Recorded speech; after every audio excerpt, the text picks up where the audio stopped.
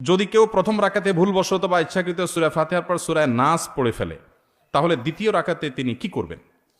বিরাট জটিল প্রশ্ন। প্রথম রাকাতে সূরা নাস পড়ে ফেলছেন, সূরা নাসের পরে সূরাটার নাম কি? পরে কোনো সূরা আছে আর নাই?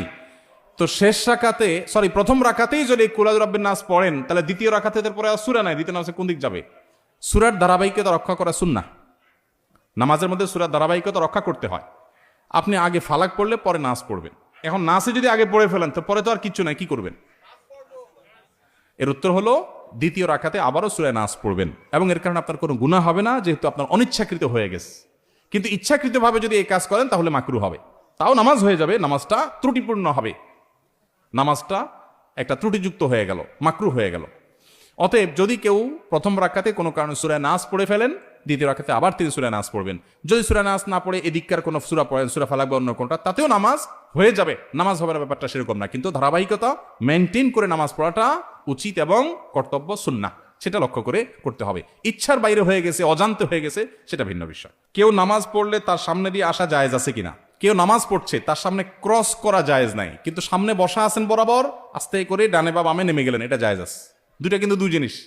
অনেকে পিছনে করে নামাজ পড়তেছে, বেচারা একটু লম্বা কেরাতে পড়তেছে, সুন্দর করে নামাজ পড়তেছে, বারবার পিছনের দিকে তাকা, চোখ বড় বড় করে, পারলে কই মাছের মাথা চাবায়। কই মাছের মাথা চাবানো বুঝছেন? মানে এরকম করতেছে, মাসালা জানে না। আপনি যদি কোনো নামাজির সামনে বরাবর বসে থাকেন, তাহলে ডানে বা বামে আপনি সরে যেতে পারেন। এটাকে বলা হয় নুজুল, সরে যাওয়া, এটা জায়েজ আছে। মুরুর হলো না জায়েজ। মান মাররা বাইনা ইয়াদাইল মুসাল্লি, হাদিসের ভাষ্য। মুরুর মানে হলো ক্রস, অতিক্রম, এক পাশ থেকে আরেক পাশে যাওয়া, এটা না জায়েজ। সামনে বসে আছেন, সরে গেছেন, এটা না জায়েজ না। সুউদ, মুরুর, সুউদ এবং নুজুল এই দুইটা জায়েজ, মুরুর না জায়েজ। হাদিসে মুরুর নিষেধ করা হয়েছে, সুউদ আর নুজুল নিষেধ করা হয়নি। আপনি নামাজ পড়ছেন, সামনে জায়গা ফাঁকা, জামাত দাঁড়ায় গেছে, তো আপনি পেছন থেকে সোজা নামাজের বরাবর দাঁড়ায় গেছেন, ডানেও যান নাই বামেও যান নাই, বরাবর যা দাঁড়ায় গেছেন, এটা জায়েজ আছে।